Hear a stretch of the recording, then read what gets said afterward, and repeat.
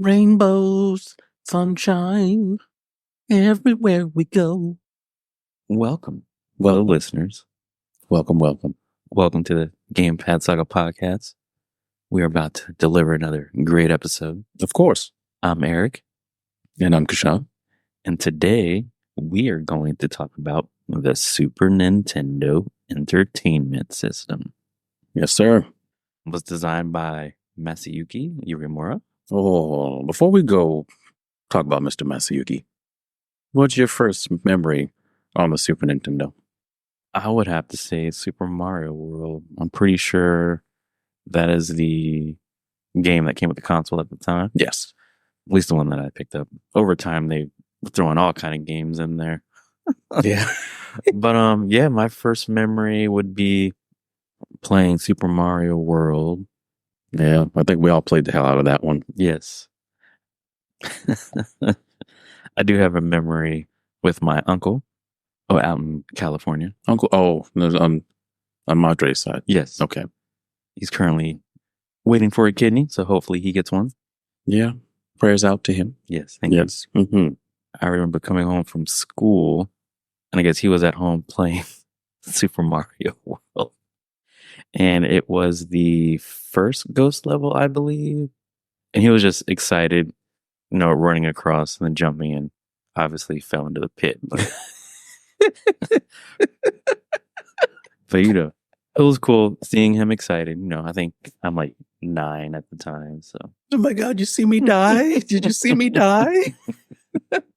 So Uncle Machi, get well and hope you get taken care of. Yes, please do. I haven't met you, but I already love you. So, what is your memory? My memory, well, I have a couple of them actually. So, a couple of them were Super Mario World as well. My first Madden game I think it was Madden 92. So, the first Madden, definitely one of my favorite games, Super Double Dragons. Yes, played the heck out of that game. Rented that plenty times. And Zelda Link to the Past. Oh, yes. Yes, Zelda Link to the Past. Yeah. That was your jam too. It was. If I wasn't playing Mario, I was playing Zelda. Yeah, so those were mine for the most part. Lamar was a big Zelda head. So I think that's kind of where we are. Well, I mean, before you came into the picture, before we came into each other's lives, I think that just resonated from him all the way to us, loving Zelda. Yeah. So, yeah, thank you, Lamar, for that. Rest your soul. But yeah, I would say Double Dragons and Zelda would be my most favorite memories. And then, like I said, Madden, my first exposure to Madden was great. When the games were good. Yes, when Madden was good. We will touch on that at some point. We will. And yes, that'll be an interesting one for sure. And listeners, go ahead and in the comments, share your story of Super Nintendo. We would like to hear. All right, so. As you were saying. Oh, okay. No, as you were saying. You were talking about anything else. Well, hold on. My nephew here wants to bark. What's your problem, sir? Okay. To be continued on the musical interlude. All right. Masayuki Uemura. Not only did he design the NES, he also designed the SNES. In Japan, this console also went by the Super Famicom, or for short, SFC. And did you know the name of this console in Korea was called Hyundai Convoy? Hyundai Convoy. Hyundai Convoy, yes. Oh, like the Korean cars. Yes. So I guess at the time, Interesting. It was a way they can get around, I guess, the ban at the time of Japanese products in Korea. So it was a way they could sell their products over there. So wait, was it made in Japan? It was made in Korea? Made in Japan. But a way for them to sell their products in Korea, they had to change the name. Oh. Because of the ban, I guess they weren't. So they weren't the Super Nintendo or the Super Famicom. It was the Hyundai Convoy. Yeah. Computer boy. Okay. Yeah, there's just a way they can get around so they can sell their products. And Nintendo ended up giving Hyundai the license, and this allowed them to manufacture and distribute the console in Korea. Nice. So the reason for this was censorship of Japanese media in South Korea. I think they sold, 74 million units? I think it was a shorter time than And then the NES, which sold like I think 17 or 20 million units. Let's see. So the SNES was released with a $200 price tag. And in today's market, that's equivalent to $459.04. Ooh. Worldwide, 49.10 million consoles were sold. 17.7 million were sold in Japan. 23.35 million were sold in the States. Okay. Let's see. I'm looking some of them right now. So did you know there was a Super Nintendo Junior? I did not. Yeah, so it was just basically a smaller model for the most part. So if you're looking, because what I think it said that they stopped manufacturing it in early 2000s in Japan, right? So the SNES was discontinued in the US in 1999, and it wasn't until September 25th of 2003 that the console was discontinued in Japan. 2003. So I was off by a few years. But if you found that bad boy, and this is the pricing for a Nintendo, just if you buy it off of a retro store or something like that. Mm-hmm. If it's loose, just the console itself, no cords, no controllers, you're looking at $76. But complete in box is $190. So like all the papers, everything. But making your money back. Well, kinda. But I would say this, right? Mm-hmm. If you were to buy this, if you found one of those newer consoles that were manufactured in the early 2000s, if you got it graded new, you're looking at $2,000, almost $3,000. All right, so if you were to get a console, say if you were to buy it right now, graded, this is graded, we're looking at almost $3,000. You're looking at $2,600. Ooh, it's a nice little penny. And graded in box, you're looking at $1,000. Wow, that is awesome. Yeah. So, yeah, that's something I would probably say. Yeah, I would. If you're a collector, I definitely would pick that up. Definitely, if you're looking to sit and make value on it. Yeah, I would. That's just me. I do have one actually, but it's not. Yeah, I have a Super Nintendo, but it's not graded or anything like that. It's complete in box, so it'd be the $190 price. But I mean, if I did get it graded, it works fine. I picked up the wrong beer again. I'm so upset. But yeah, I definitely would. So any of you out there that are collectors or anything like that, I would hop on that ASAP. All those other retro consoles, we're only talking about Super Nintendo today. But all those other retro consoles, I would suggest you look into it and figure out what the price point would be. Get yourself a couple of them, maybe clean them up. There you go. Yeah, I'd do it. Make a little change. Mm-hmm. Do something strange. Yes. So this system has upgraded and is now in the 16-bit video game market. Released in Japan on November 21st of 1990. It was released in the States on August 23rd of 1991. Nintendo was a few years behind because the Sega Genesis was released on October 29th of 1988 in Japan and August 14th of 1989 in the States. In the States. What was it in the States? 92? 93? Which one? The Sega? No, what did you say? The Sega or the Super Nintendo? The Sega. Okay. In the States in 89. 89, okay. Then the Super Nintendo did not come out until 91. 91, I thought so. Nintendo was still kind of losing that race at that time because this was kind of where there was a fast transition, right? This is right after the game crash. Yes. Everyone put their stock in Nintendo, buying systems, buying games, controllers, accessories, God forbid, and the gun and all the rest of that good stuff. And then they're now a couple years later, the regular Nintendo came out in what, 86, 85? Yes. 85. 85? So you got 85, so 6 years later. So I think that's about average on the console turnover. Yeah. That's about average. And a lot of people, obviously, job markets aren't that great at the moment. We're not being paid $15 an hour as minimum wage. Mm-hmm. And I mean, it'd be nice to have $15 an hour minimum wage and then not all the living expenses go up ridiculously amount. But I mean, obviously it was the same thing. Mm-hmm. But you had a lot of people, especially families, parents, saying, "Hey, we just invested all this money in the Nintendo. Why are we going to turn around and buy the Super Nintendo?" Well, I mean, the Super Nintendo was a lot more superior than the Nintendo, but yeah, you still had the Sega Genesis that they had to beat out. Now, again, Sega Genesis was a bit more powerful, right? But in Super Nintendo's own right, they were good at all the RPG games, all the obscure games that wasn't arcade-like. Correct. So it was kind of a shot in the dark with all these families to go ahead and be like, "Hey, you know what? I'm just gonna go off on a limb and get the bigger and best thing and go Super Nintendo."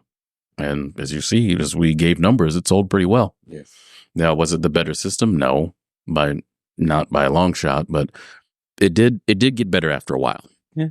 Plus, it depends, I guess, on what kind of game you wanted to play. So, yeah. They both served their purpose. Yeah, had a purpose, right? They did. So in Japan, the SNES launched with F-Zero and, of course, Super Mario World. In the US, the launch titles were F-Zero, Pilot Wings, Gradius 3, SimCity, and, of course, the pack-in game was Super Mario World. And this was the best-selling pack, selling 20.6 million copies. The best standalone game that sold 6.3 million was Street Fighter 2. Yes, Street Fighter 2, baby. Came out with 60 million different iterations after that. But check out that bass. Air conditioner don't work, but check out that bass. The SNES has 1,757 official release titles. 521 of those games were released in Europe. 717 went to the US, and 1,448 were released in Japan. I know just like the Nintendo, the Super Nintendo had their own accessories. Yeah. But the only one I remember is the Super Scope. I was just thinking that. And there was a game my aunt had at one point that we had to use a Super Scope. I can't remember the game, but it was pretty cool. I liked using the Super Scope. Same here. I guess you can call it, Zapper. Yeah. It was a Zapper. You literally had that thing on your shoulder. It literally was like, I'm gonna kill it. I'm gonna kill it. But yeah, I don't know. That's all I have for the Super Nintendo. Yeah. Okay. Well, we got a couple things for it, so we'll lead into this. So the Super Nintendo, again, as I was saying, was not superior to the Sega Genesis until later in its life cycle. Seeing that Sega was, as we talked about before, not putting out the product that it was putting out when when Sega of America and Sega of Japan split, and they were making the Saturn at the time, I believe. With Sega of America, making real bad decisions on putting out games that had no quality whatsoever. Super Nintendo was coming screaming behind it. So it's almost like history repeating itself. Because it's kind of what led to the game crash of 83. Yep. These companies putting out subpar games. And I feel we're kind of almost there again in 2024. Yeah, with all these people getting laid off in these companies and getting laid off, subpar video games. Yeah, yeah, we're getting there. But it's kind of hard to at this point because back then, I guess retrospect, right? Subjectiveness. Back then, it might have been hard to program a game and stuff like that too because software wasn't as advanced, right, as it is now. Yeah. However, you have the hardware for it, but it takes longer to get it developed. Now, I don't know if it's because of lack of manpower, which I think is a really huge thing, right? Ego. Yeah. These companies having time frames on when these games need to be out. Yeah, because they got to make their quota by X. Right. But how are you going to be able? I just cracked open a beer, by the way. Blue Moon boys and girls. But yeah, how are you going to be able to responsibly? Yes, drink responsibly, drive not drunk. Okay, I'm telling you right now, drive not drunk, or I'll slap you. Sorry right in the face. You. That's good. You just got me on a tangent. That's all. But yeah, you got these companies, like you said, making a quota. But how do you expect a skeleton crew to make a quality game if you got to have it out in 2 days. Mm-hmm. Doesn't make sense. No, unrealistic expectation. Right. But then Companies. And here we are, myself included, buying non-finished games. And they're like, oh yeah, we just go ahead and put a patch on it in like 2 weeks. You know what I mean? And it's just like, no. Games before, like Super Nintendo, prime example. Games before, you got a game, it was either good or it was bad. Right. It was no left or right, right? I don't want to get a bad game and then it come back to where you get an update for 2 years and eventually be good. Yeah. Battlefield, prime example. I love Battlefield. I love Battlefield more than I do Call of Duty, right? I do. Oh man, Battlefield? Yeah. By far, better game than Call of Duty. If you're looking for a team aspect, you're looking for something that's a bit more realistic, Battlefield. I love Call of Duty too, don't get me wrong. But to me, Battlefield's 1, but Call of Duty's 2. Okay. But I do play more Call of Duty because Battlefield 2042, it's not the best. It's a better game than what it was when it came out. But my mouth is so sour about it now. It's just that I just don't really want to play it. Yeah. You know what I mean? Here and there, I'll hop on it or something like that, right? Right. But if I'm going to play something quick, it's either Apex or Call of Duty. Okay. That's it. So I don't know, but yeah, I think you're right. I think we're getting to a point now where we might have a crash or maybe a lull, right? I don't know. I don't know if it'd be so much a crash with all the money that's out there and all these companies. Better prepared. Right. They're living off the subscription model. So right. So, I mean, it's at least pockets for them and nothing for us. Just wait for our pat. But then it comes to this too. Like now you got PlayStation, you got Sony, and you got Xbox doing the Game Pass type thing, right? Yeah. And so look at it this way. And this is kind of what I think. Now I need to probably do more research.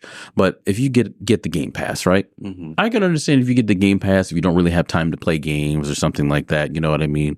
But for the people that get Game Pass and you have all day to play games and stuff like that, I think you're doing the companies a disservice because you have to understand you're buying the Game Pass through the game console. You're not putting it towards the company.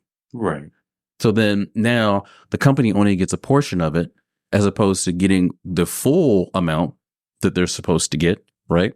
Like anything that's new sold from us at GameStop. Majority of the portion goes to whomever is selling that game, and then we get pennies, right? Yeah.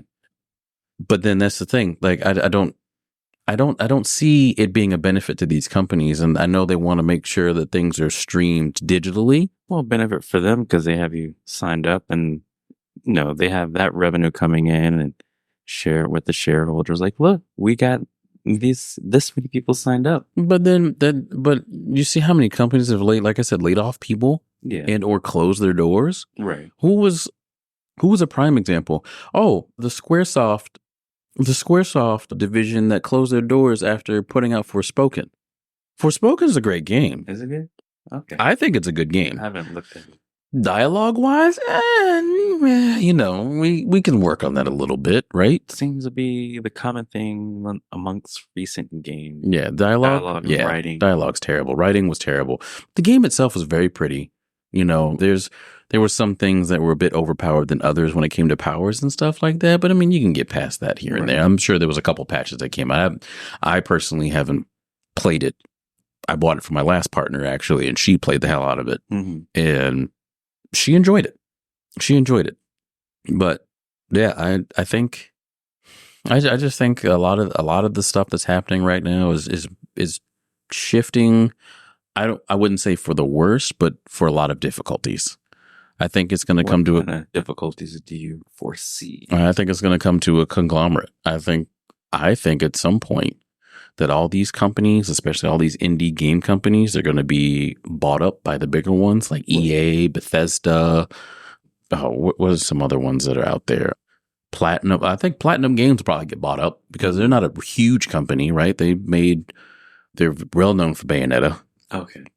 Another Nintendo product.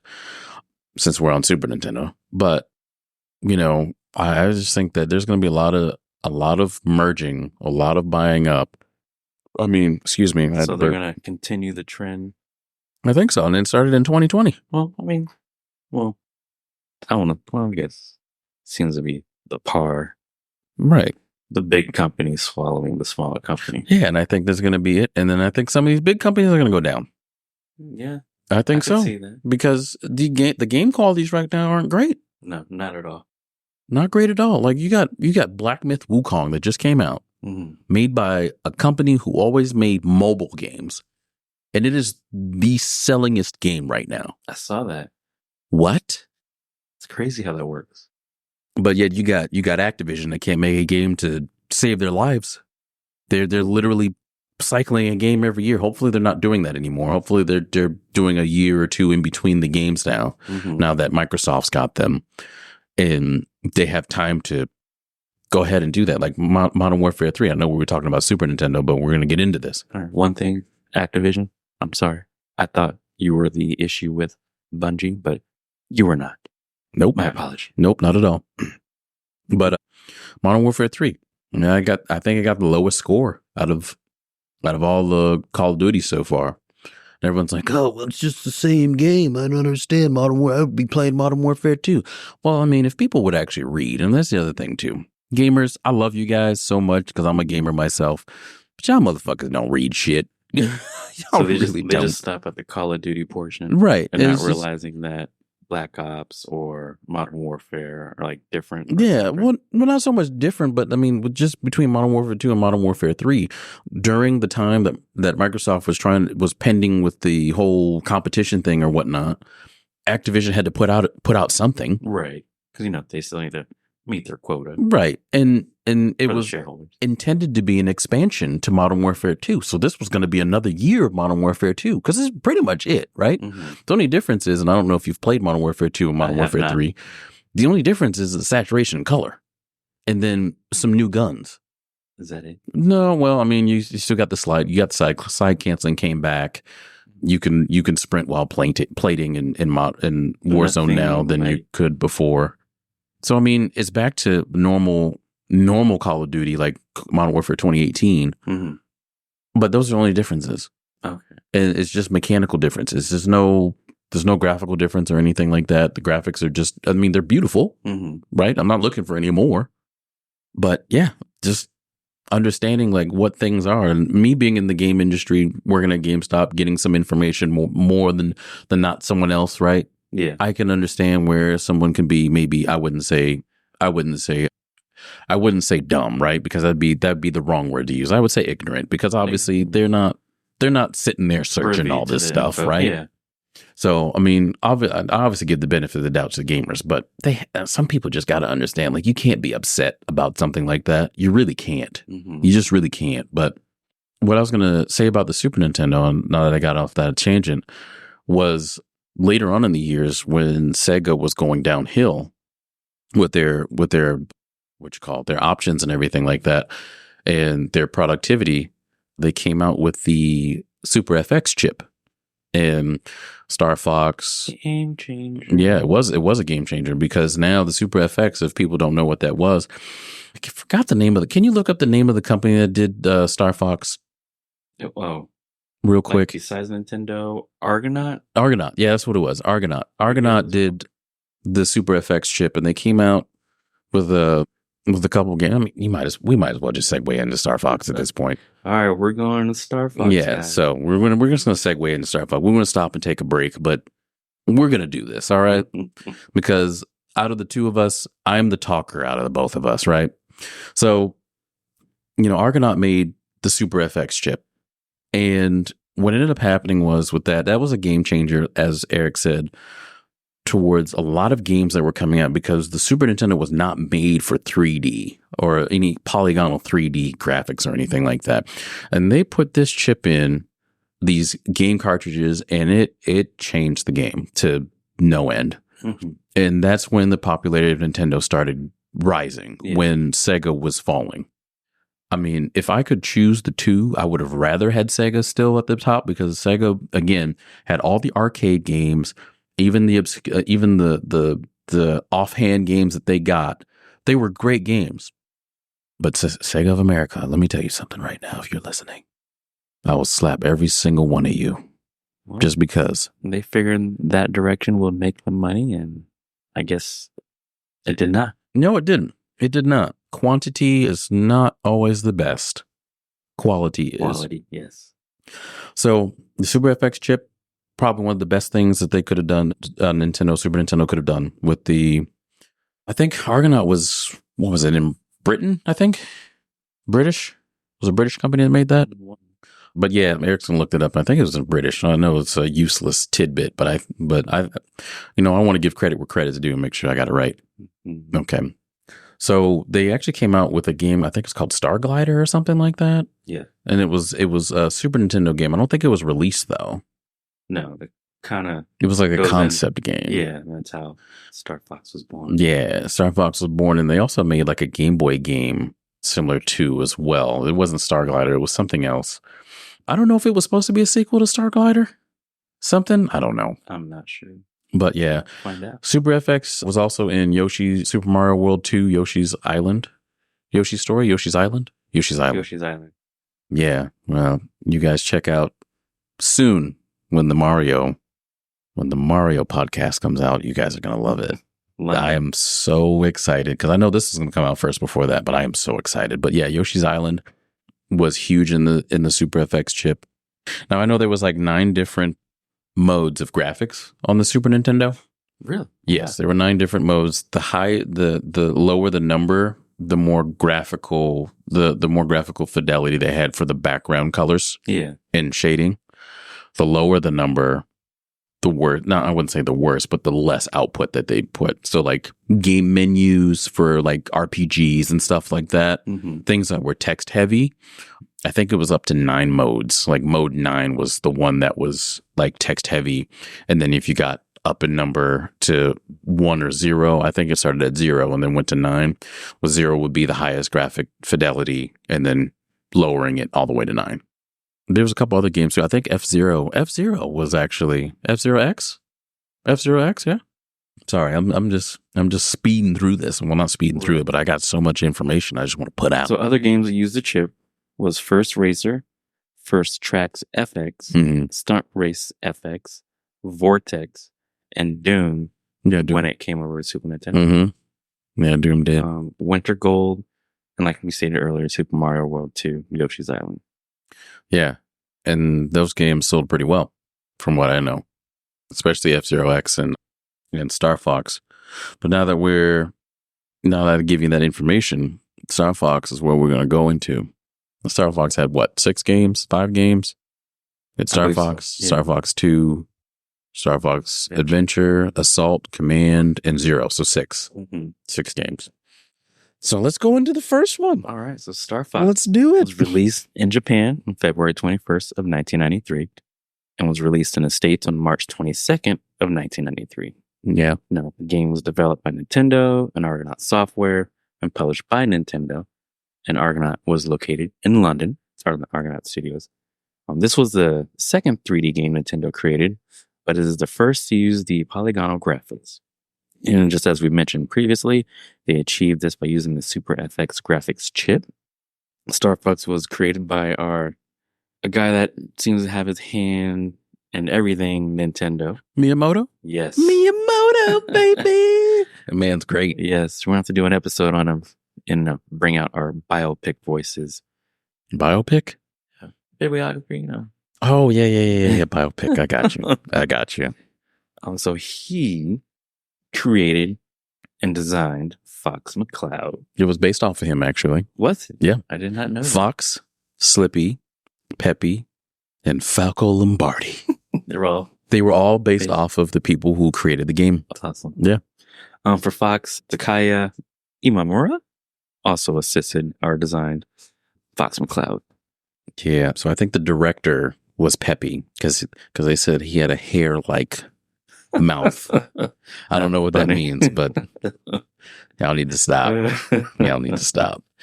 And then there was someone who was a designer was based off of Slippy, I think. And then there was another one. I don't know the names. If y'all want to look them up, you're more than welcome to. But there was another guy who was pretty big in it, who had a really good hand in it. That was Falco as well. So yeah, the main people that did that are also the characters of Star Fox. And another tidbit, go into this little off tangent here. Miyamoto actually is not the sole creator, but a large hand in creating Zelda and its atmosphere. Really? Yeah. Okay. Yeah. I guess we'll find out a little more when we do our Zelda episode. Oh my God, I can't wait because Zelda's the shit, baby. So Fox, he's an excellent R-Wing pilot. And I guess you can say, he's the best of the Korean military. I wouldn't say better than Tom Cruise and Top Gun, though. Hollywood, you're looking good. I'm going after Viper. I hear you. Falco is, I guess, the more seasoned pilot who can give Fox a run for his money. Oh, Falco. Well, that's true. Actually, you want to know something? Another tidbit. Sorry. The guy, I believe, who was it? Was it the guy that was modeled after Falco? Yes.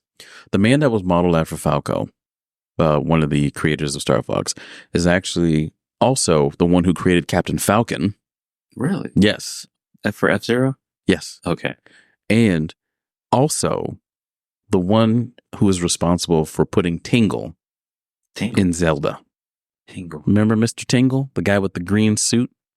That was he first appeared in, I think it was Majora's Mask. Okay. He created that character. Oh. He's some random character in a green suit, looks like a starfish almost, and just, I don't know, some side quests you got to do with him, or random ass side quests you got to do with him, has nothing to do with the story at all. Right. But yeah, he's also responsible for that character as well. So that's why we have Tingle. I bought an N64 just to play Majora's Mask. Did you get the expansion pack? Ocarina of Time. I don't believe I did. You got to have the expansion pack to play it. Okay. Then I guess I did, yes. Hold on one second. As you're going, I'm going to look it up real quick on who's the guy that created Tingle.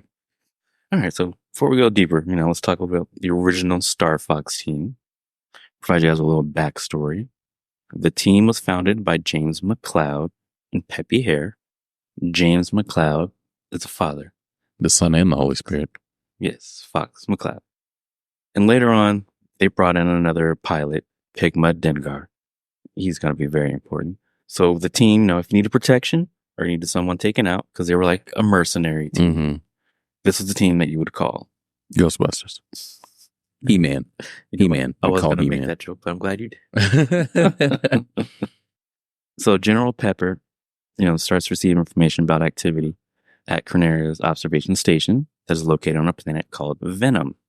The reason why this is important is because Andros, who is your cliche, evil, mad scientist. He's just a big head, basically. Literally. A big head. He wants to take over the world, but he wants to take over the Lilat system.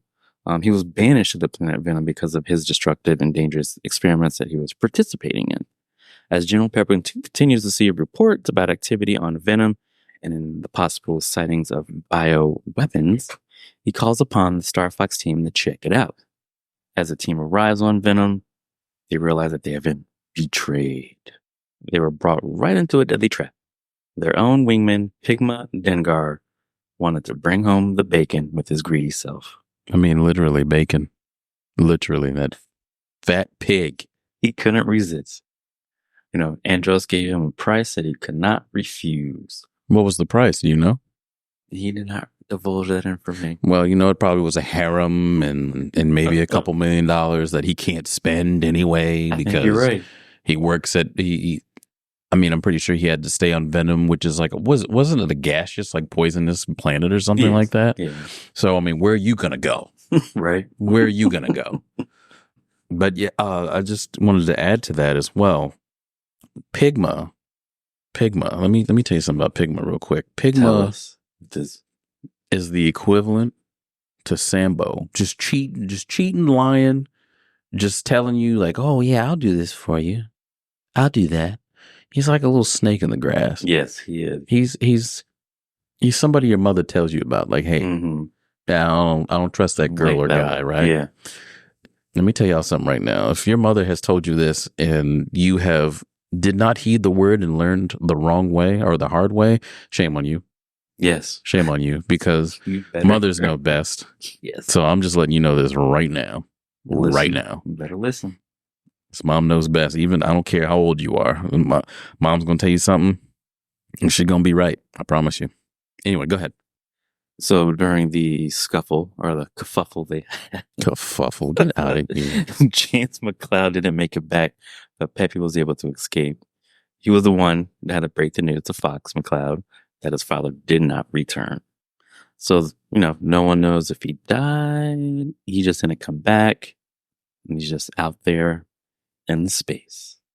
Well, my theory is he probably didn't. I think he was captured and tortured. Captured and tortured. All right. And we'll come to that in a minute on why I think that is. So with Andros still being a threat, needing to be defeated, Puppy advises young Fox that he should be the leader of the new Star Fox squad. Now, let me ask you this. Mm-hmm. This man has witnessed this boy's father die, right? Mm-hmm. What mental challenge do you have to go to someone's son and be like, hey, you need to do this. You need to do this. Right. Avenge your father. You would think that you would find your own way to do that, right? Mm-hmm. Like maybe Andros will go shopping in Corneria somewhere, right? And he'll figure out, okay, well, he's right here. I'm just going to go ahead and mess his ass up now.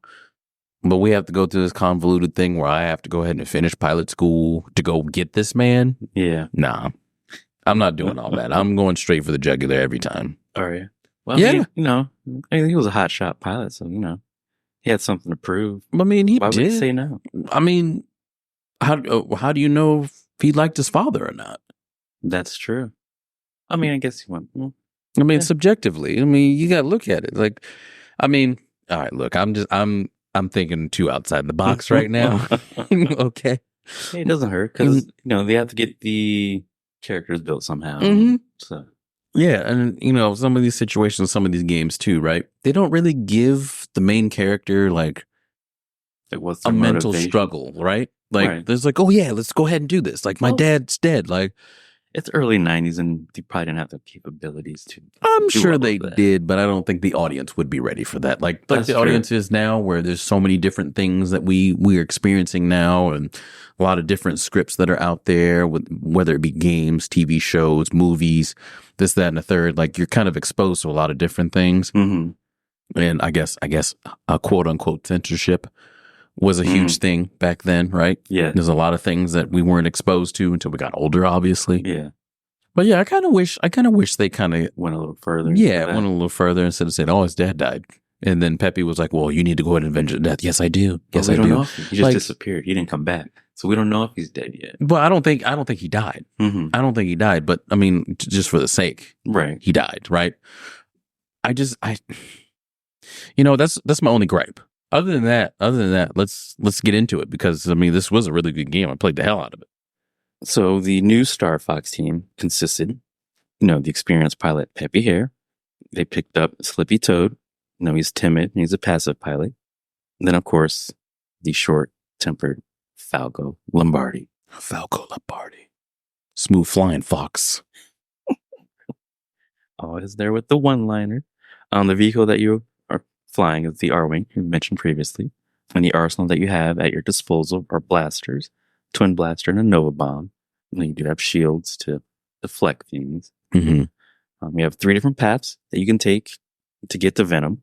They refer it as level 1, 2, or 3. I guess you can say easy, normal, hard. Yeah. The game starts you off at Corneria.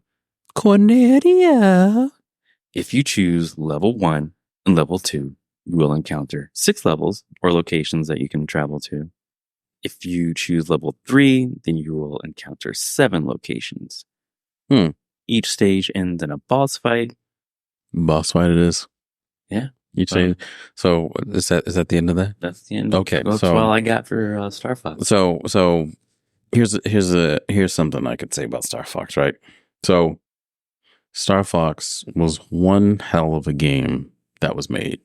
I think the dynamic of the game was really good, being an on-rail shooter. Also, just the mechanics of the game is really good, in my opinion. Again, the power-ups and yeah, and again, I mean, I think the story could have gotten better, right? Right. I think they could have done a little bit more. It's still a Super Nintendo. Right. I know features in that game. I spent hell of a lot of time in the training mode. Remember when they gave you like the little choreograph that you could do with them? Yeah. So that's what I did. I was trying to like perfect that. It's hard to do, man. Yeah. It's hard to do. You can't even keep the plane straight if it like goes up. It's like listing up, or if you go left, it's listing left, and it's. You can never. I'm going to tell you this right now. If anyone tries to do the training thing, unless you are a cheater by any means necessary, you are not going to go ahead and keep that thing straight where you're supposed to keep your plane. But yeah, I think every level was dynamic. It was varying between like being outside your cockpit and being in your cockpit. Yes, for the third most person, part. first person. Yes, it will switch it up. I know the space levels were easier to be in your cockpit because, I mean, you're kind of like flying in nothing for the most part, and you don't see things moving. Correct. I mean, you do, but it's only the objects that pop in. Like everything else that's around, it's like, okay, what am I moving? Am I going in the right direction? Like what? I think they did a really good job with Star Fox. I believe that it was probably one of the revolutionary sellers of that system that made it popular, especially with the Super FX chip, as we had mentioned. And the only thing I can add plus to that is that it had replayability. Yeah, because with the different levels go through, or the different, different paths and everything like that. Yes.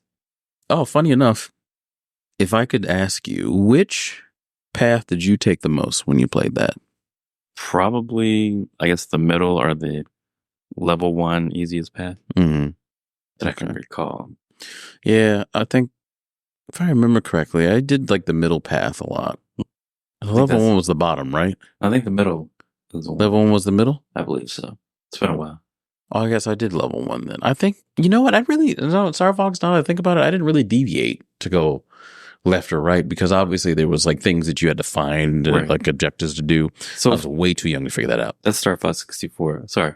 The Star Fox Super Nintendo, you can pick which one. Yeah, I think I stayed in the middle regardless. That's when we get to Star Fox 64, where you can, depending on what objectives you completed, depended on your path. What was your favorite level in original Star Fox? Favorite level? I am now all. Drunk boys and girls. I enjoy them all. They try to vary on all levels, switch it up a little bit. So it wasn't the same. But if I had to choose, I guess the first. I was just going to say the same thing because that music, that beginning like level music was bomb. Yes. Bomb. So I guess I'll do it. I want to give a shout out to, everyone involved in the game. Definitely. Especially the composers. Probably going to chop this name up. Well, if you say it, I'll figure it out. Go ahead. I want to say it's Hajime Hirasawa. Is there an E at the end? No. Of his first name? Yeah. Yes. Hajime Hirasawa. But he was composer of the Star Fox game. But yes, the music was awesome. Oh, especially the what's the boss theme for like the space levels. Yeah. It's like almost like a sense of urgency. Like you had to get this done. Yes. Yeah. So I liked that one. But I mean the land boss levels were pretty good too. It was like kind of upbeat and. It's like, okay, it's not like super urgent, but yeah, I'm in action right now. Like the first boss, right? On Corneria, where, he came over you and stuff like that. And you had that upbeat, like boss music. Yes. Man, I like drug that out so much. Like I'd like dodge all the missiles and stuff like that, shoot a couple times, maybe like do a boost to make it look cool, like flip around and stuff like that. Yeah. I would spend like... I want to hear this jam again. Yeah, right. So that's why I would spend as much time as I possibly could without dying. And then just go back and do it again. But yeah, that game was great. Recently, I caught myself saying good luck, just like they do in the game. I was just about to say that, actually. I was like, that's how I say good luck. Like, good luck. Yeah. Goodbye. Oh, man. All right. Now we're on to Star Fox 64, the second... Well, no, actually, no. Star Fox 2. Well, that one took a while, I guess, before it was actually released. So it was canceled. So they canceled it. They canceled it. It was if it did release, if it did, and don't quote me on this. I believe it was a Japanese release only. Because I saw it pop up on the I don't know, the Wii, Switch, Nintendo. The Switch. So it actually got released on the Switch. It was the first time it actually got released in the States in 2019, 2020, something like that. One of those 2 years before is either 2019, which would be the year of nothing, the start of the year of nothing, on to like 2021, 2022, also the year of nothing. Blur. I would say late 2021. So yeah, we'll add 2022 into it. Yeah, it was the first time that it was released in the States as a official game. Yep. Star Fox 2 was more like a real-time strategy. So I didn't play it, but I did see a lot of gameplay on it. So it was more like a real-time strategy / like mini game, so to speak. So the mini game, like a Command and Conquer type thing. Yeah. So it had some Command and Conquer aspects to it. Okay. Like, all right, so you had the map and you had Corneria in the bottom left corner. You had like the mothership, and then you had like neighboring planets, and then you had either fighters were deployed, so they're on the map, right? And then you command your team to go to these fighters over here, or whatever it may be. So when you clash into them, kind of like a RPG type turn-based game, right? Yeah. Where you're walking on the map, and then all of a sudden, you just ran into a boss or something like that, right? And now you're in a battle. So that's basically what it is. And then the game plays like the original Star Fox, but they're like mini games, so to speak. So you have like, at this point, this is when they, what was it? They introduced the all range mode, kind of like in Star Fox 64, where you had a huge box to go fly around in. Yeah. So they did that. That was one of the mini games. The other mini game was the first Land Rover, when the R-Wing transformed into that. Yeah, right. So it transformed into that. So you had different play styles of how to play the game, just depending on what you were doing at that time. Then basically you go ahead and command your team once you're clear to invade Venom.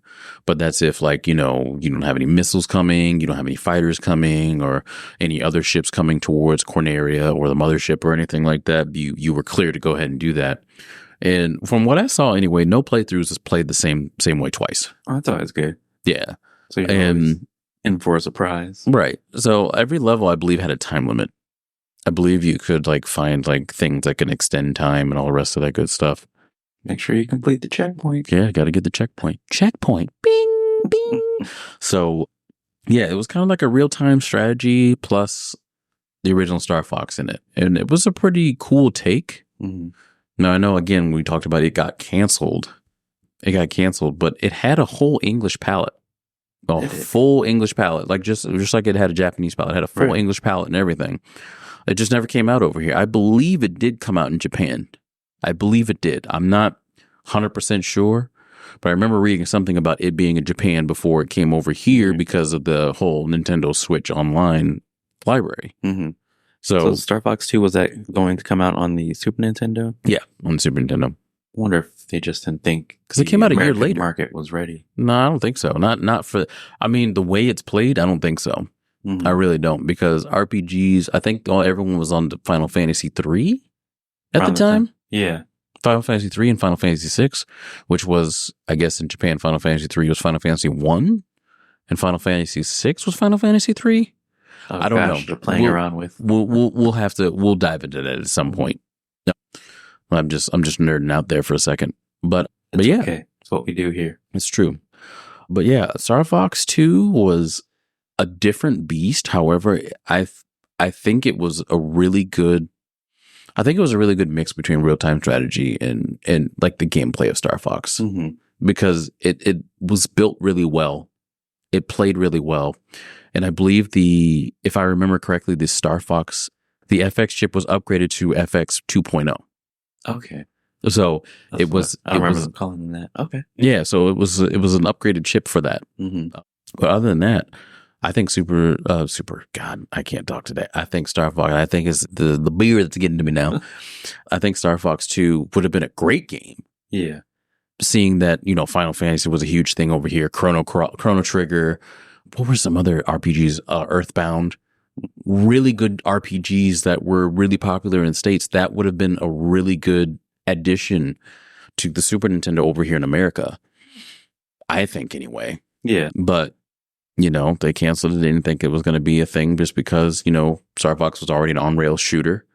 It being all range mode at this point, and then also being on a real-time strategy, I really don't think they were ready for that, or they thought that the American audience would like it. I can agree with that. So I think it was only in Japan, if I'm not mistaken. It got canceled over here, but it was only in Japan. But check it out. If you have a Switch and you have the Switch Online membership, I would definitely check it out. It's actually, from what I've seen, it's really good. I have yet to play it, but I'm going to at some point. Same here. I'll jump back in. It's been a while since I played Star Fox. Mm-hmm. So now that we are on Star Fox 64. Oh, we finally made it to the Nintendo 64.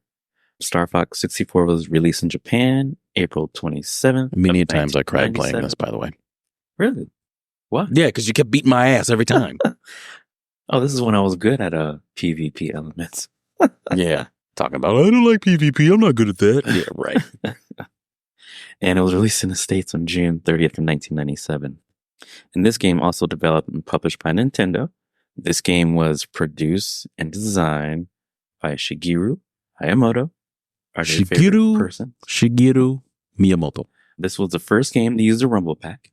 Yes. And over 4 million copies were sold. This is the best-selling game in the series, and it ranks in 9th on the best-selling Nintendo 64 list. Now, there are discussions out there that Star Fox 64 is a reboot or a retelling of Star Fox. What do you think? Okay, so here's my thing, right? And I remember I told you I had a theory on this. Mm-hmm. I think Star Fox 64 is an in-between between Star Fox and Star Fox 64. Hear me out.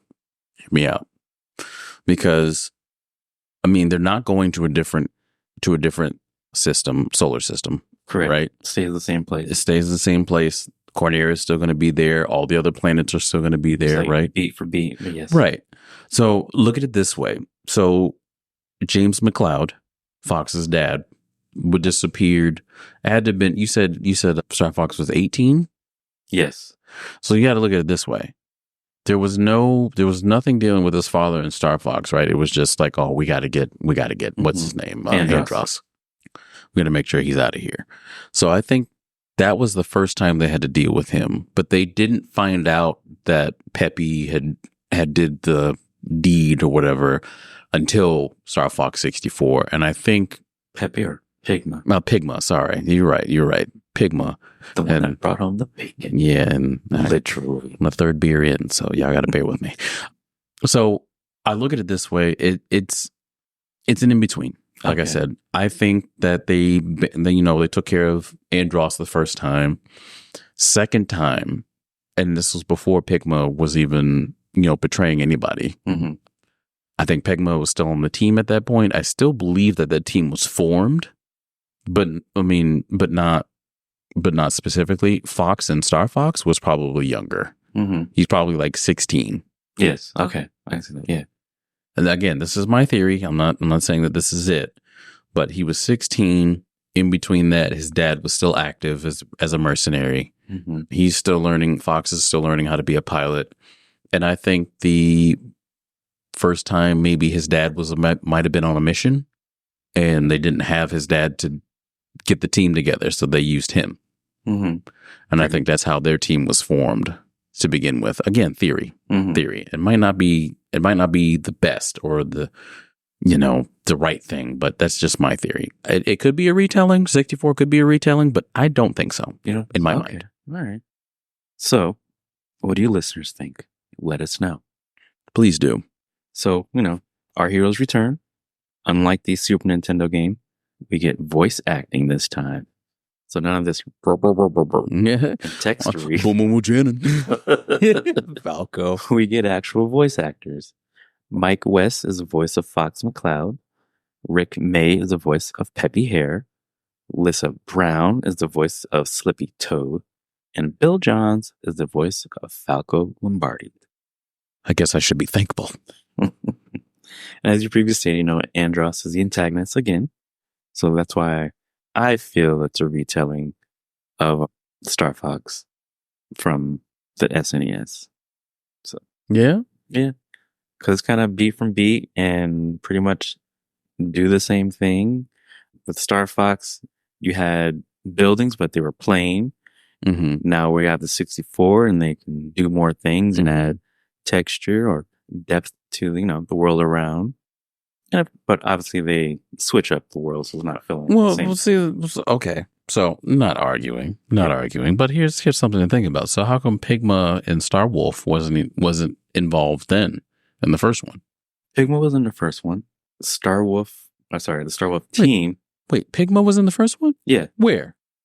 It's in the lore, you could say. Oh, so the lore on the instruction manual. Yeah, so it's not like shown in the game. Okay. Until we get to the 64. I've never seen the instruction manual on Star Fox. So, okay, maybe my theory is completely wrong.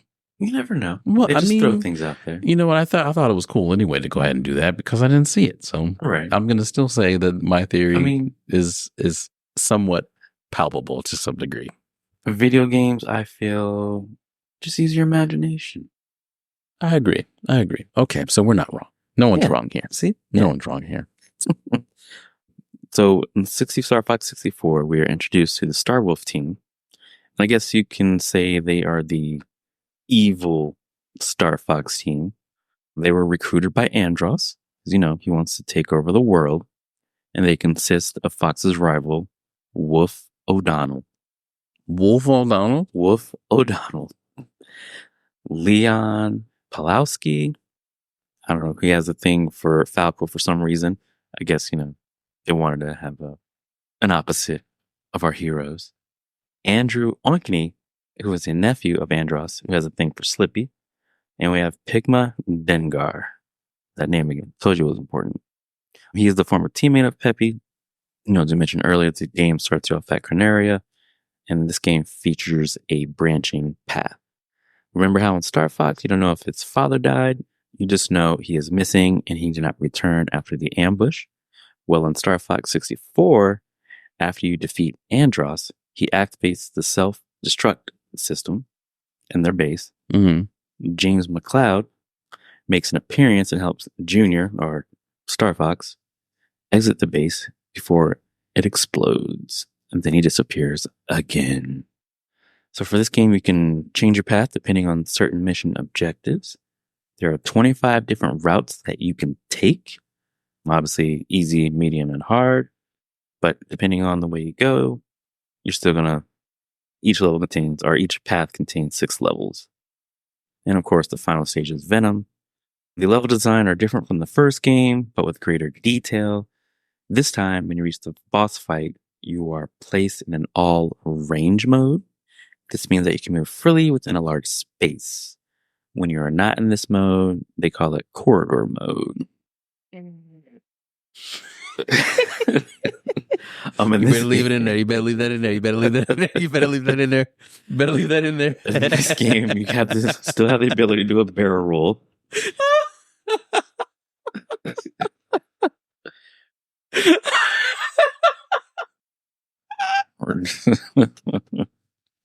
Sorry. Past game. What is that? Excuse me. Oh, that's what you did.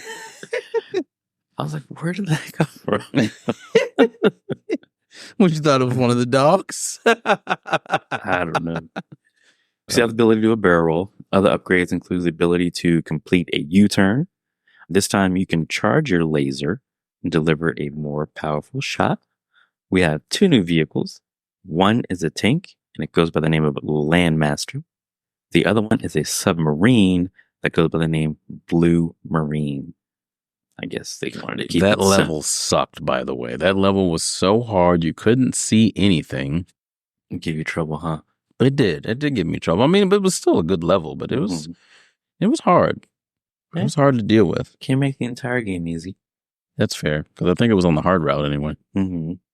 So this game did not include an online mode, but you could have up to 4 people play. They have 3 different modes. One was a point match.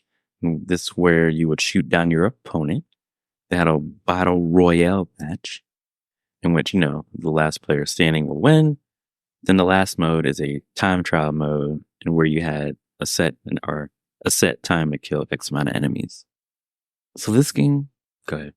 No, I was gonna say I just fucking hated you for playing that game. But all right. I enjoyed it. It was a great game. I would advise anyone to play Star Fox. Any of them, really. Like the first three, anyway. Yeah.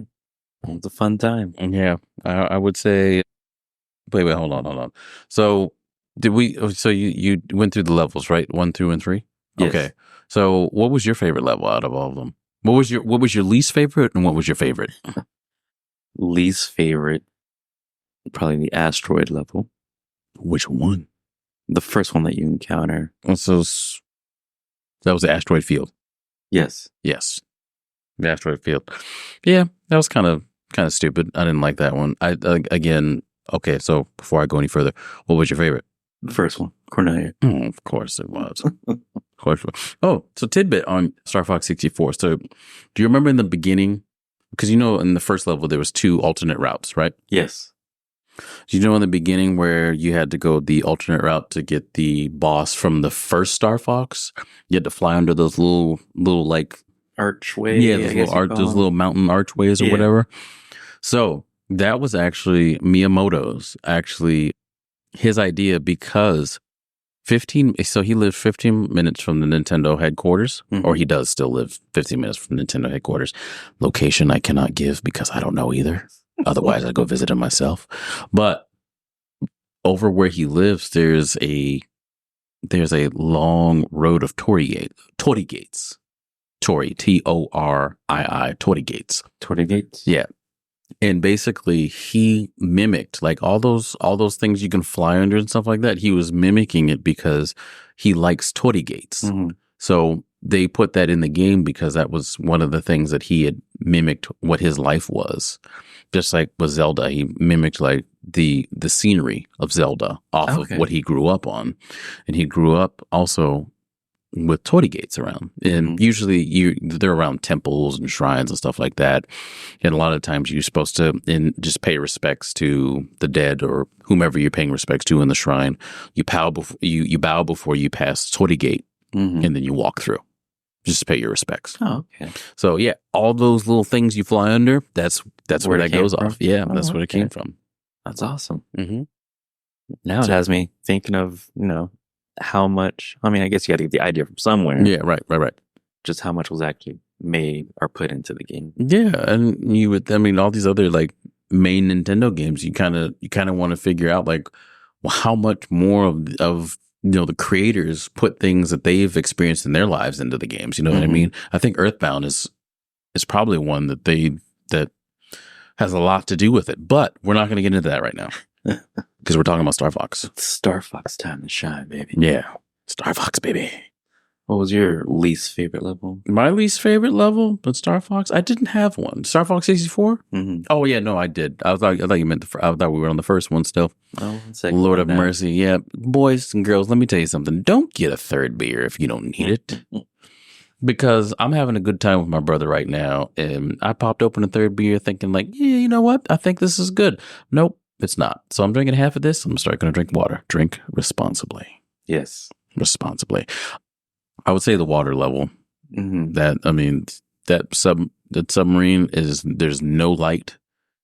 It is hard to maneuver on that thing, and you got like bullets coming from all over the place, and it moves so slow. No, not I, said the cat. And I would say my favorite one is when you had to protect the base, the Independence Day level. Yeah, that's my favorite one.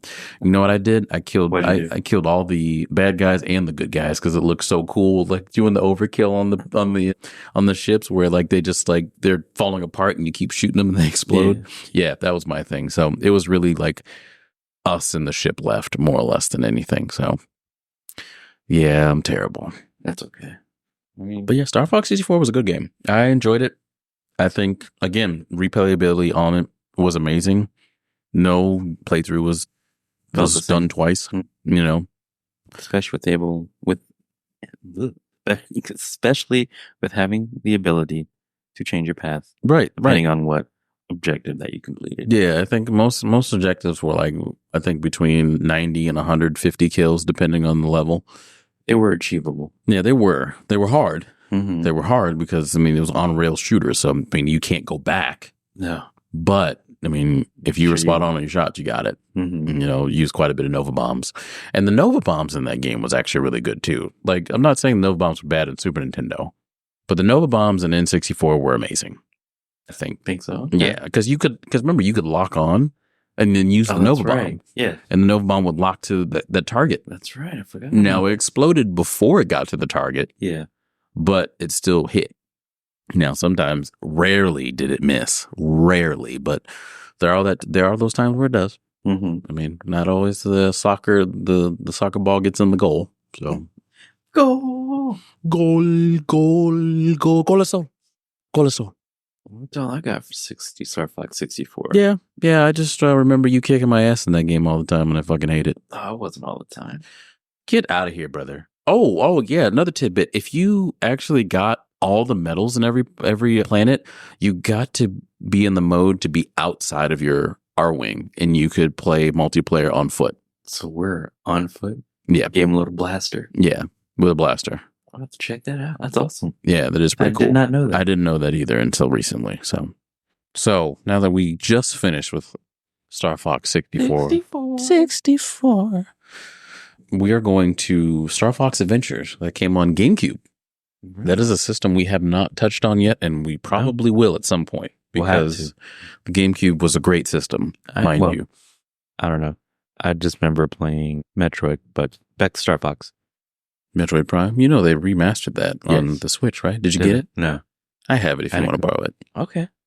I have the fifth copy. Kind of upset that I didn't get to complete the game before I sold it. But I have it, so just let me know when you want to borrow it. Will do. But yeah, so Star Fox Adventure. So this was a very controversial, I would say a very controversial game. Reason being, it's because it didn't play like a Star Fox game. Although there were aspects in it that, you know, if you were traveling to different planets, because there were multiple planets in this game. Okay. If you were traveling to different planets, then yeah, it had the Star Fox aspect to it. Mm-hmm. Like you were shooting things and flying around and This dodging. game was developed by Rare. Yeah, developed by Rare, which again, also different, right? Just kind of give you a little backstory on this. Rare was actually going to make a game called Dinosaur Planet. This was going to be the last Rare game that was going to be made for the 64. Mm-hmm. Nintendo actually told them not to make it, or they did make it, but they told them not to say anything about it. Mm-hmm. And basically when the GameCube came out, they made it for the GameCube, or they, ported everything over for the hardware for the GameCube, Right. and they reskinned Star Fox characters on it. Really? Yes. Oh, so they told them, hold on, wait a minute. Mm-hmm. So Dinosaur Planet was supposed to be it. So Dinosaur Planet was like this huge planet where you could traverse by foot, by jet ski, Mm-hmm. with a bunch of zip line systems and all the rest of the good stuff for travel. And you were going to deal with a bunch of dinosaurs, right? Whether good or bad. But now, since it was changed and brought over to the Star Fox world, I don't know if it's canon or not. I don't know if they've specified if it was canon or not. But basically, there were two main characters for Dinosaur Planet. There was the male character and the female character, the male character being Fox now, Mm-hmm. the female character being Crystal. She had a different name, but Crystal was her name in the final product with Star Fox Adventures. So Star Fox Adventures was more tailored to how Zelda played. Okay. So it was more along the lines of Twilight Princess, or I would say Ocarina of Time more or less than anything, but because Twilight Princess got the formula from Ocarina of Time and Majora's Mask when it came to fighting and stuff like that. I mean, obviously obviously Twilight Princess has a bit more to offer when it comes to the combat, but it was more simplistic like Ocarina of Time for Star Fox Adventures. Basically, a lot of features that went into Dinosaur Planet went into Star Fox Adventures. There was something called like a time stone or something like that in Dinosaur Planet. And it is now called a warp stone in Star Fox Adventures. So it's like a time traveling device? Yeah, so to speak. So like what is it? Kind of like, again, with the Zelda Ocarina of Time, what was it? What was the blue one? It was Nehru, Neru, that was the blue one. Neru was the blue one. The goddesses, 3 goddesses that made the earth or made the universe. Yeah. Neru was the blue one who gave you the shield. No, it was the green one. It was the green goddess that gave you the transport capability. So something like that, so to speak. So Star Fox Adventures did a lot of mimicking of Ocarina of Time. Now, if you go and look up like the deleted footage of Dinosaur Planet and you put it side by side with Star Fox Adventures, pretty much the same damn game. Same game. For the most part. I wonder how often that happened. Well, I mean, we did talk about it with it's not out yet, but we did talk about with Mario 2, right? Yes. It being a totally different game, but they reskinned all the Mario. But yeah, you know what? That probably happens more often than not. I think, yeah. To be honest, I think it does. Yeah, I think it happens more often than not. But again, we don't know that. But that's just my take on it. Just kind of save money and save resources to put to a different game. Yeah. You know what I mean? But yeah, you had the adventure. You go through it. I don't know how many levels there were, so don't give me the line on it because I didn't finish the game. Right. Yeah. But I liked it. I liked the combat system because it's very similar to playing Ocarina of Time. You know, but the story. So the start of the story was a little odd because you know you got the main character. So the other main character, the female character, you only played her at the beginning of the game. The original game, Dinosaur Planet, you switched between the two. Now, were you able to switch between them at any given time? No, you were not. Okay. You were not. So you were like, Fox the whole game. Level 1's this, then we switch. Okay. Fox, you were Fox the whole game. Now, you were Crystal, who was the main character, the main female character, or quote-unquote love interest for Fox, they right? fall in love. I don't know if they do. I didn't finish the damn game. But yeah, you are the main character, the female main character. You go through this little temple or whatever, and then somehow you got possessed by some like god jellyfish or something like the god that looked like a jellyfish. Yeah. So this game came out in 2002. Yeah, 2002. Yeah, and so were they trying something different? Well, again, it was supposed to be a totally different game. That's right. Right? Yeah. And even in when I did my research on Dinosaur Planet, even the female character did not get captured. Mm-hmm. So she was captured in Star Fox Adventures. So now Fox McCloud some motivation. Well, I guess, but I mean, I guess if you already avenged your dad at some point. Oh, we forgot to even say that. Going back a minute, we forgot to even say that. You remember when I said that James McCloud was just captured? He wasn't killed. Yeah. And as you mentioned to me earlier, if you played it on a harder difficulty, you had to escape Andross's base after you'd beat him up. I don't even think we even got that far, to be honest with you. But yeah, after, destroying his base and everything like that, your father comes and helps you. Yeah, appears and guides you through the base so you can get out. And that's the last you see of him. So that's when I think that he died. He might have died when the base was destroyed. Mm-hmm. But yeah, that's the tidbit for the last bit. So I apologize about that for not getting to it. That's me and my talking self. That's okay. But the same with Star Fox Adventures. But yeah, I think doing the research between the two, like they did a lot of changes, but they did some things that remained the same with Dinosaur Planet as well. However, it just, the ending of the game did not turn out to be what everyone thought it was. Right? Like, hey, Fox, now he avenged his dad, but now he's going after damsel in distress. God fucking bid. You know what I mean? Like, here's the thing, right? And this is when we still had games that were, a lot of people won't agree with me on this, but I'm going to say this anyway. I'm going to throw it out there because I'm that controversial type person that women can't do anything. Mm-hmm. You know what I mean? And, we got nieces. We got a mother. We got 2 mothers, actually, your mother and mine. We've got nieces, we've got sisters, and they are capable of anything. So I'm putting that out there right now. Girl power, boy power, everybody's got power, regardless.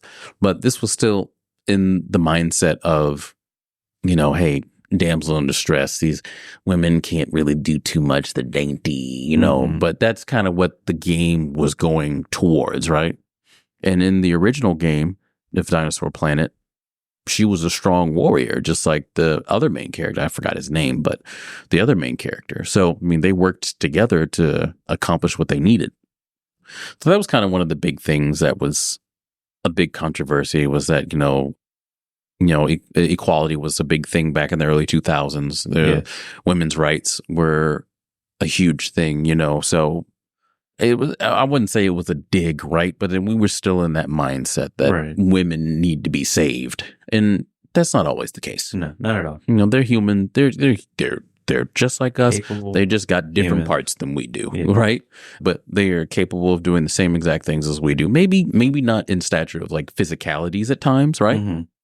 But, accomplishing an education, accomplishing this, accomplishing that, they have that. They have the ability to do it. Anyone has that.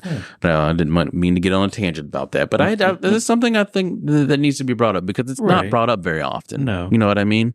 Because, sometimes video games do reflect, the society. Yeah. And, we all have mothers. Oh, I mean, those that are still alive, and, anyone who's listening who doesn't have a mother or a grandmother or anything like that, my heart goes out to you, because we lost our grandmother. We still have our mother, thank God.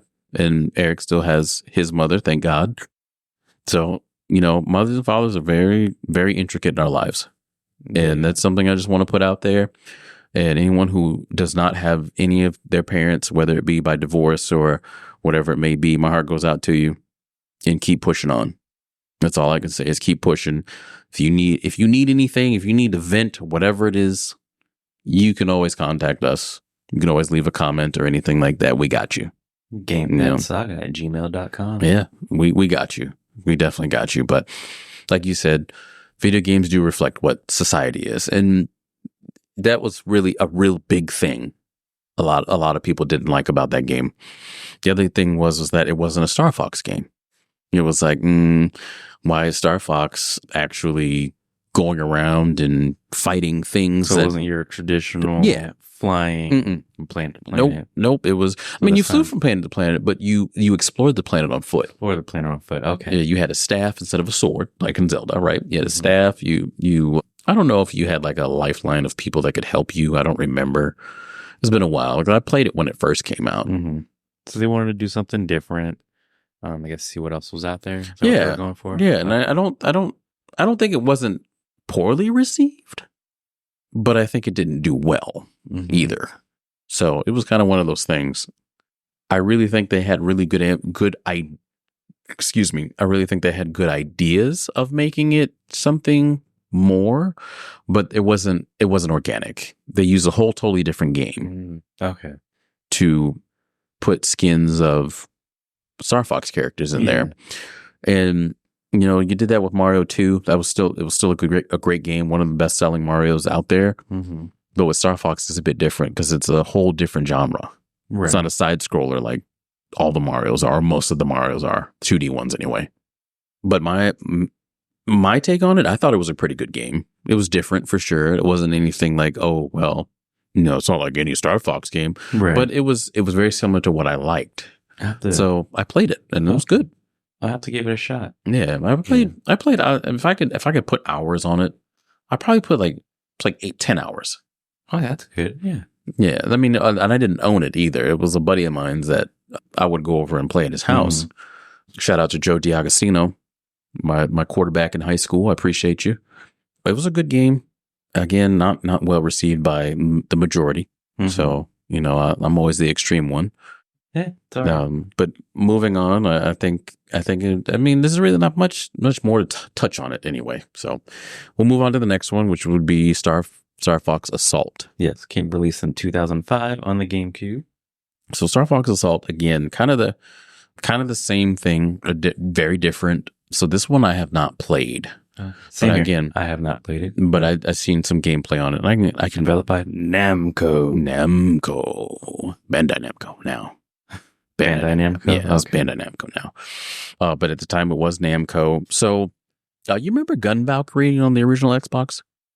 Gun Valkyrie. I know the name Valkyrie pops in my head, but no, I don't. Okay, so anyone who has not played that game, please, for the love of God, if you have an Xbox or an Xbox 360 or an Xbox One or an Xbox Series S, Series X, that is a game I highly recommend you play. Hard as shit, but very fun. Oh, game with difficulty. Yes. Okay. Very fun. So it was like a shooter like that.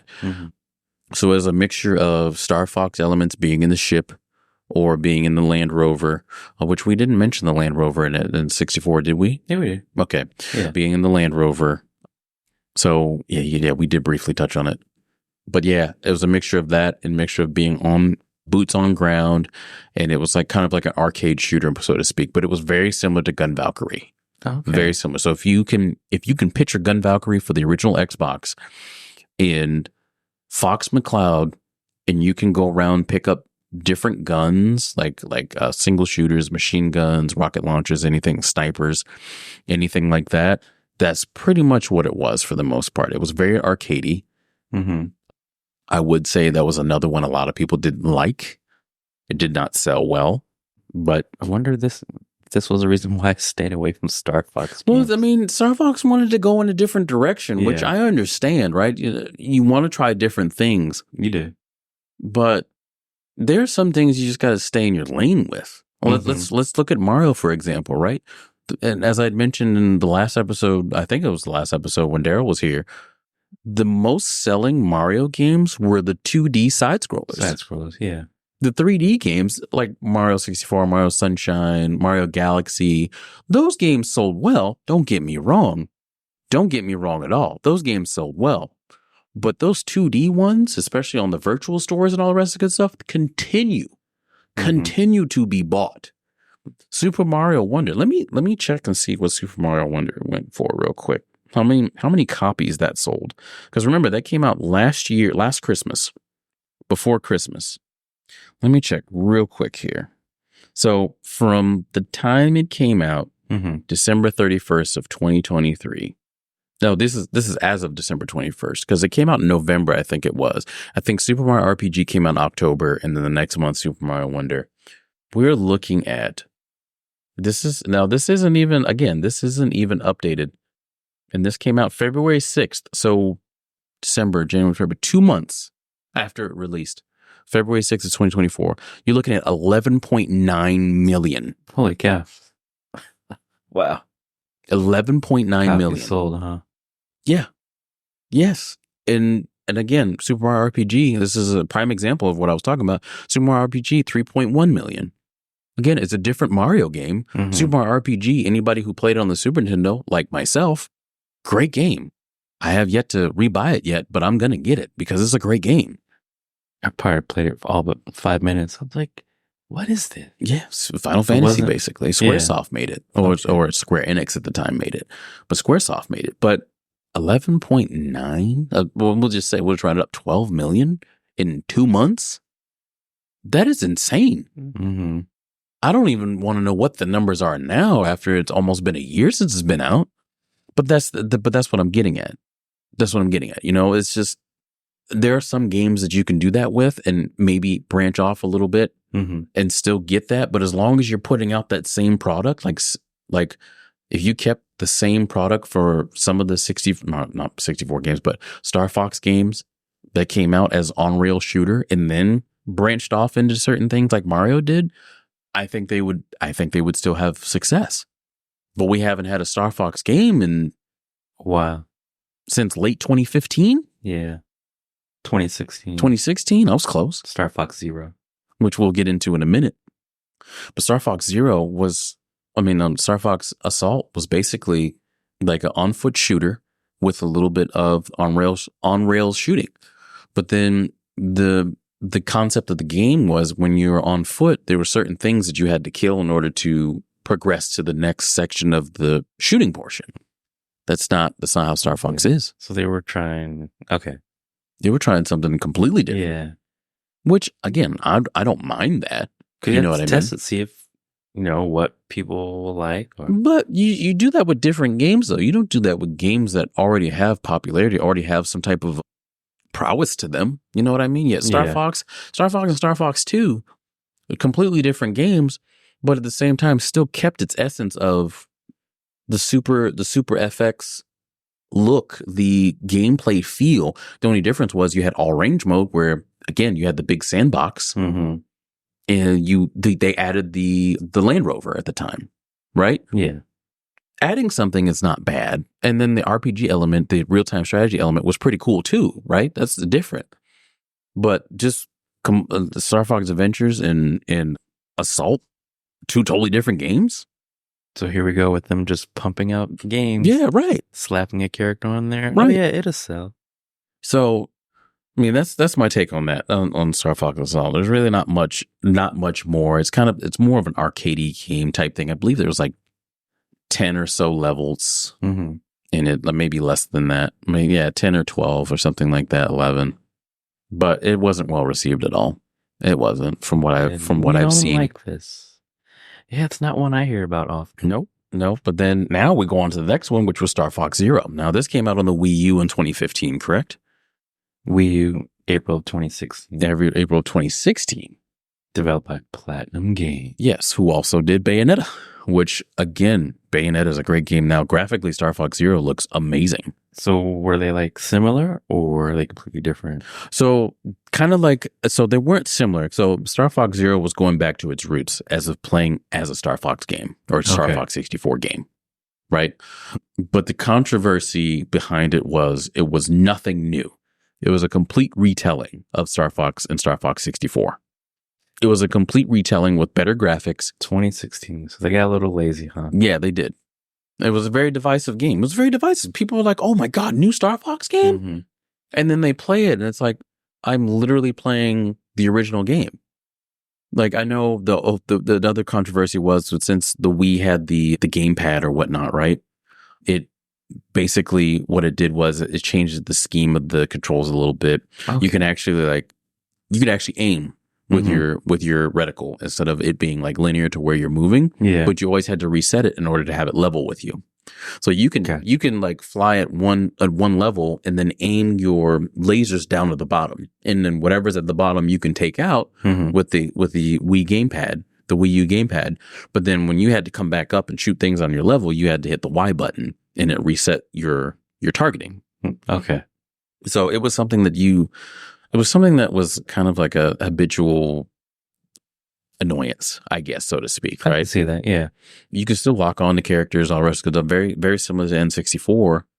But, Star Fox Zero, I think that one also was 10 levels. And it's really disappointing.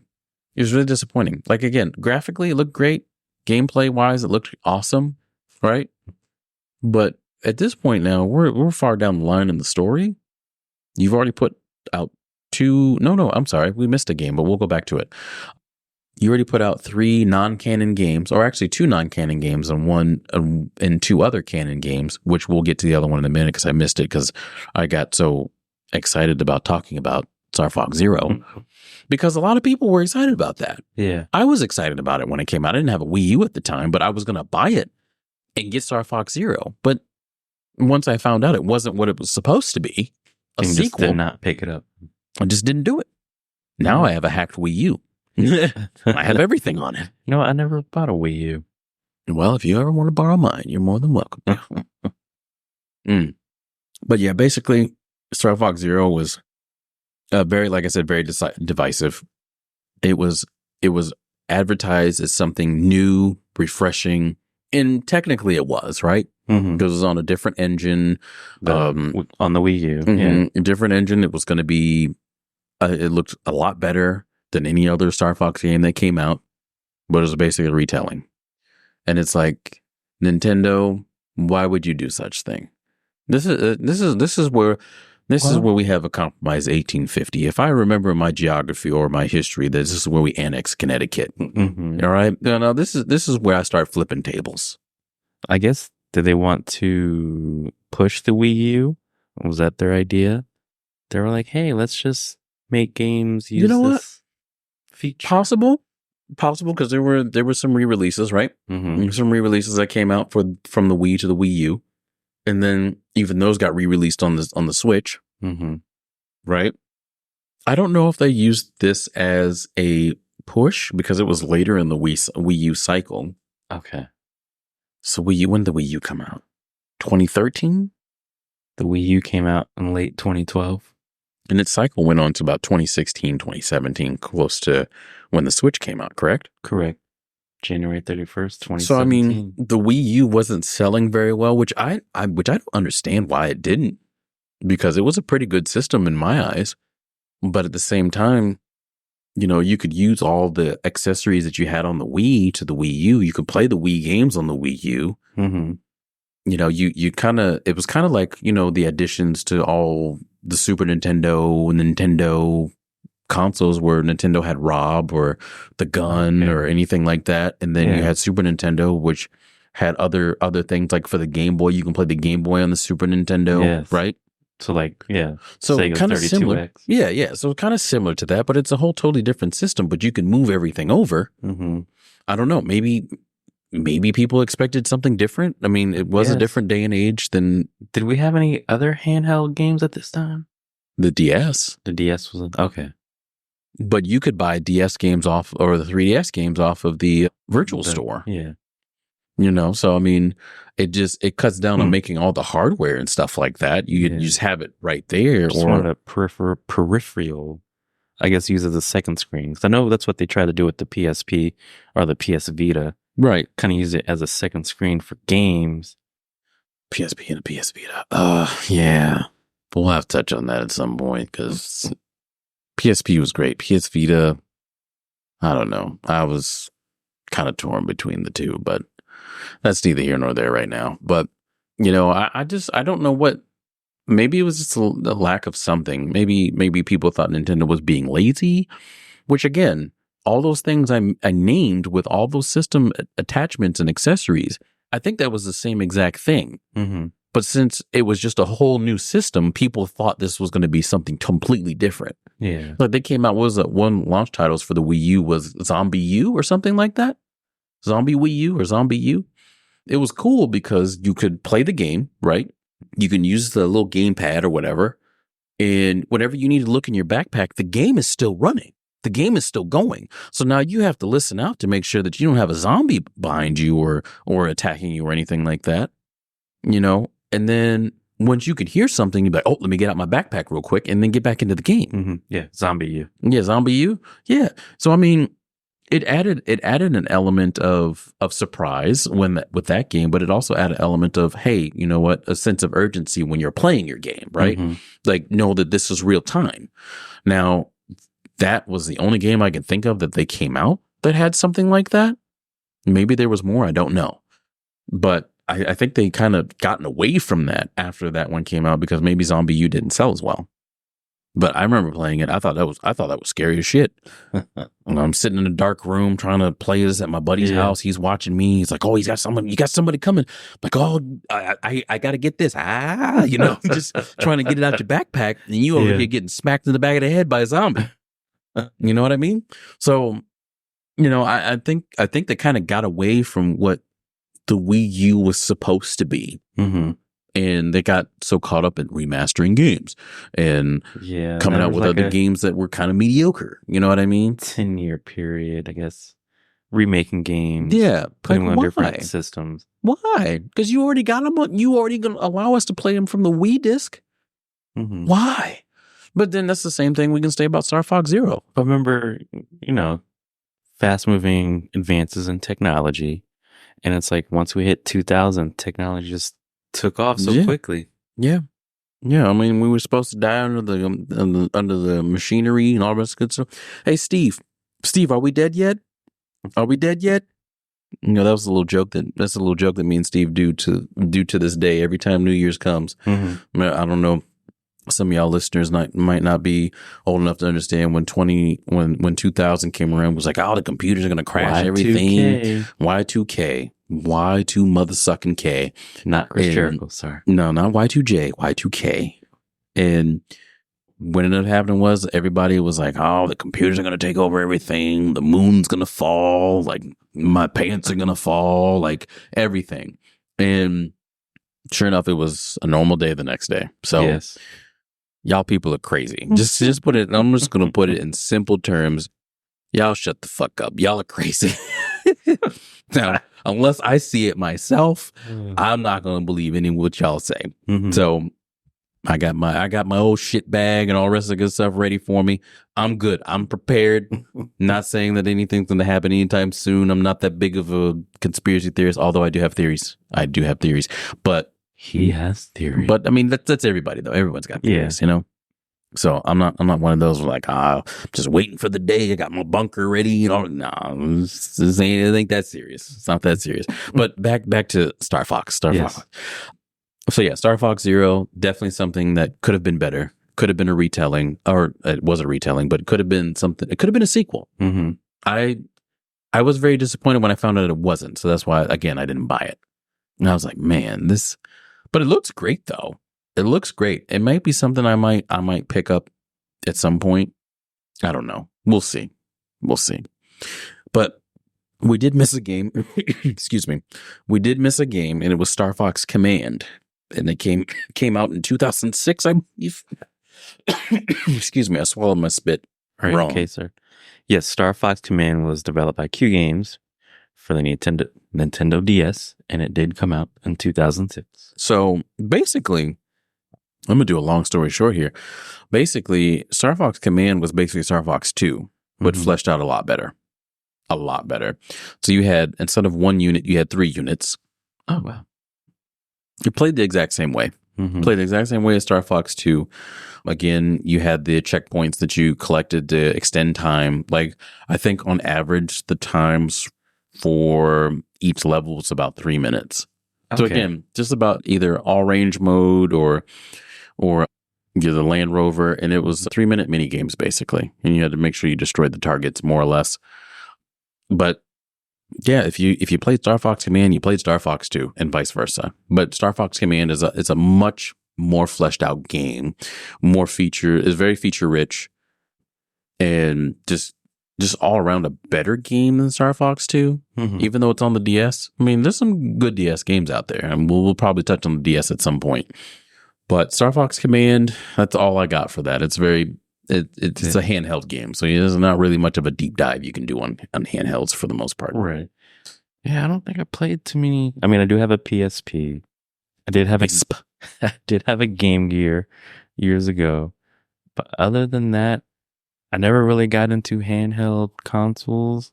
Yeah. I don't even do mobile games on my phone. So I got a question. It's a little off topic, but what do you think about the PlayStation Portal? Well, I haven't held one yet. I guess it feels great. I got one at the house.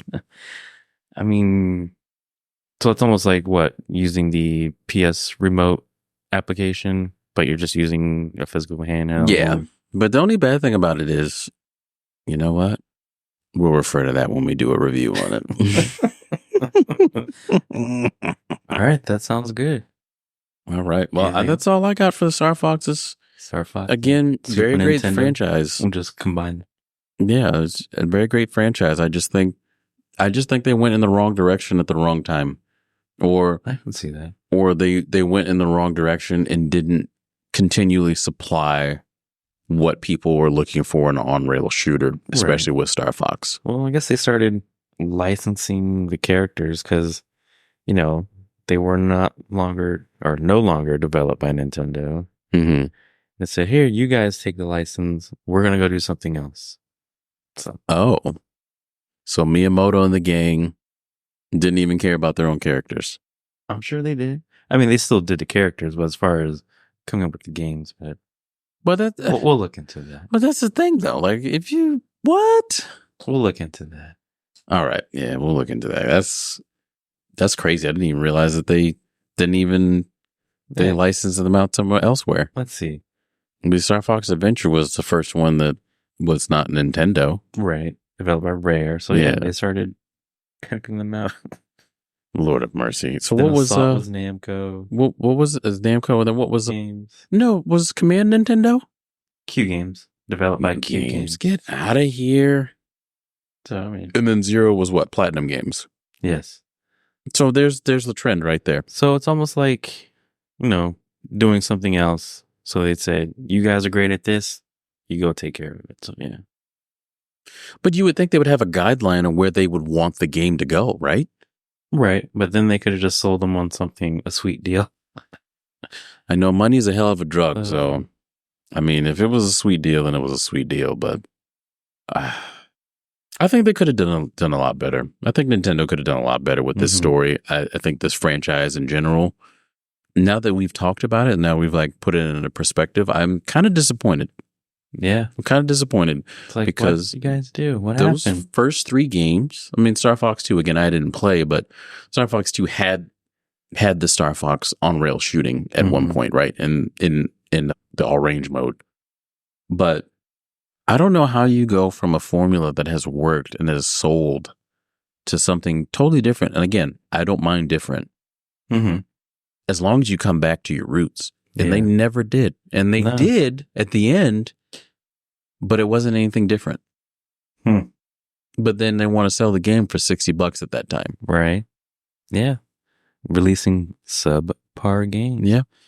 And this is, we come full circle back to the new crash that might happen, or maybe regression or recession or whatever you want to call it.